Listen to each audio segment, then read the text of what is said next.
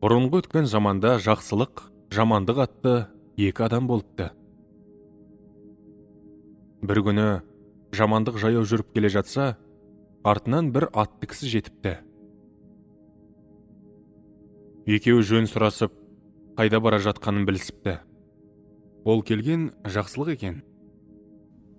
Сонда жамандық тұрып: «Ей, жақсылық, сен мені артыңа мінгестіре кетші», депті.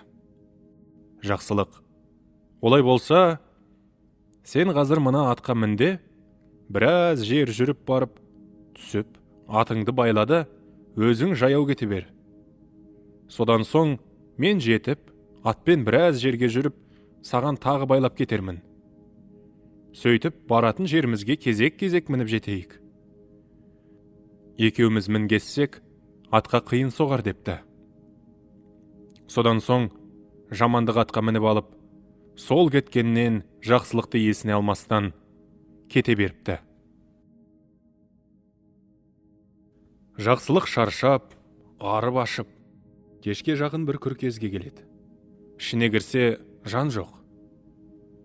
Бірақ ортада бір үлкен қазан асулы тұр екен. Айдалада қайнап тұрған не қылған тамақ?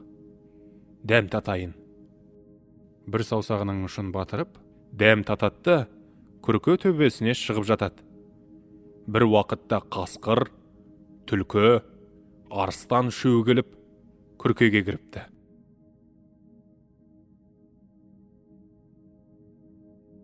Түлкі тамақты көре сала: «Ойбай, мына тамақтан біреу жепті», деп байбалам салады. Қасқыр мен арыстан екеуі: «Ей, кім жеуші еді? Адам келетін жерме бұл?» деп кейіген соң, түлкі сөзді доғарып, үшеуі отырып тамақ ішіп, әңгімеге кіріседі. Арыстан, қасқыр, түлкі үшеуі көрген білгендерін айтысады. Арыстан мен қасқыр түлкіге: «Түлкі, сен не көрдің, не естіп, не білдің?» дейді. Сонда түлкі тұрып: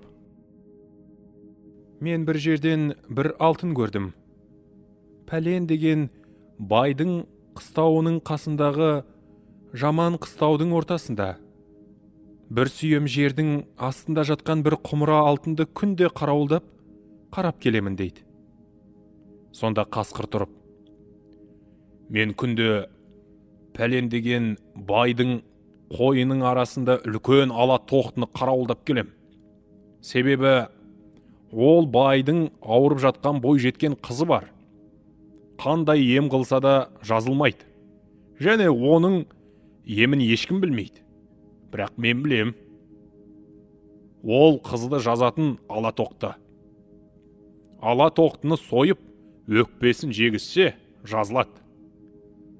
Тағы да ол бай жар салған. Кімде-кім осы қызымды емдеп жазса, соған осы қызымды беремін деп. Бірақ оның емін әлі ешкім тауып айтқан жоқ. Тауып айта алмайды да», дейді. Кезек келген соң арыстан тұрып: «Мен де түнде барып, түген байдың жылқысының біреуін жеп келіп жүрмін. Ол бай мені еш уақытта ұстай алмайды. Және мені оның ешбір жылқысы қуып жете алмайды. Жететін ақ тайы бар. Ол тай пәлен тоғайдағы жылқының ішінде. Сол тайдан басқасынан мен құтылып кетемін. Және ол байдың жар салғаны бар. Кімде-кім менің жылқымды жеп жүрген арыстанды ұстап берсе, соған бір үйір жылқымды беремін». Олар әңгімелерін аяқтап, ұйықтап қалады да, таңнан тұрып, бет-бетіне кетеді. Жақсылық олардың барлық әңгімелерін естіп алып, адам емдеуші боп, байдікіне келеді.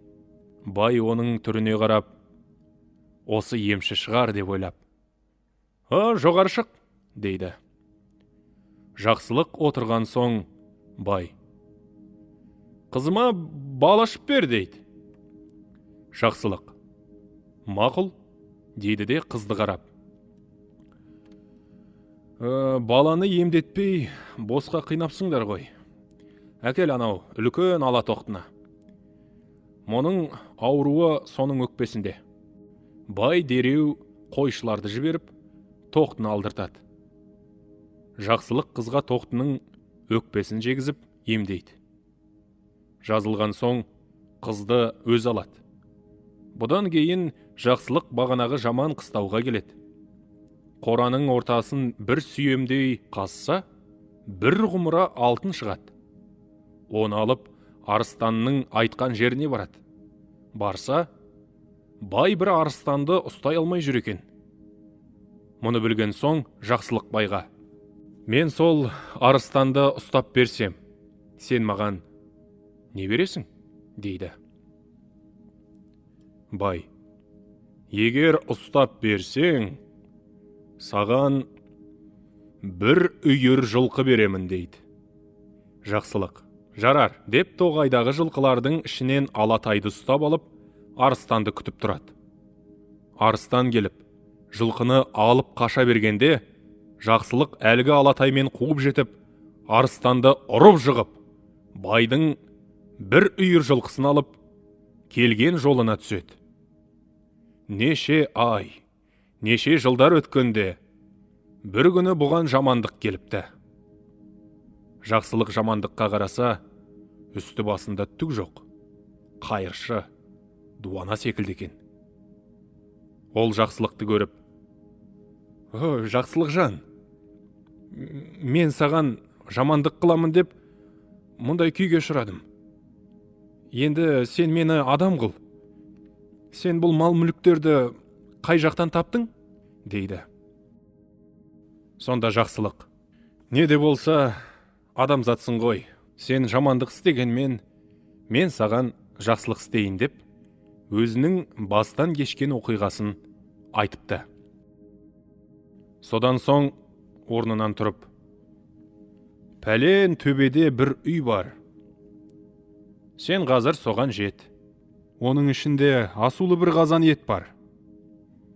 Бірақ оның ішіндегі еттен тек бір саусағыңды батырып, дәмін көрде, үйдің төбесіне шығып жат. Сонда түлкі, қасқыр, арыстан келеді. Сен олардың әңгімесін тыңдай бер. Олар кеткеннен кейін, естіген сөздеріңді істесең, сен осындай боласың» дейді. Жамандық жарайды дейді, баяғы күркеге барып кіреді. Жақсылық айтқандай, қазан толы ет асулы тұр екен. Қызығып кетіп, шыдай алмай, мына бір жілігін жейінші деп, еттен жеп, сорпасынан да 5-6 рет ұрттап алыпты. Сөйтіпті де үйдің төбесіне шығып жатыпты. Бір уақытта түлкі, арыстан, қасқыр үшеуі күркеге кіреді. Түлкі тамақты көре сала: «Ойбай, мына еттің тоқпан жілігі жоқ, омыртқасы жоқ, сорпасы жоқ, біреу жепті» дейді. Оған арыстан мен қасқыр: «Бұл жерге адам келуші ме еді?» деп көнбейді. «Жоқ, бір бәле бар, мен түс көрейінші» деп түлкі жата қалыпты да, аздан соң қайта тұрып: «Осы күрке үстіне шығайықшы, сонда бір пәле бар секілді» депті. Бұл сөзін қасқыр мен арыстан да мақұл көріп, түлкі төбеге шықса, жамандық жатыр екен. Үшеуі жамандықты бас салып жеп қойыпты. Сөйтіп, жақсылық жақсылығынан өмір сүріп, мұрат мақсатына жетіпті. Ал жамандық өз жамандығынан ит құсқа жем болыпты.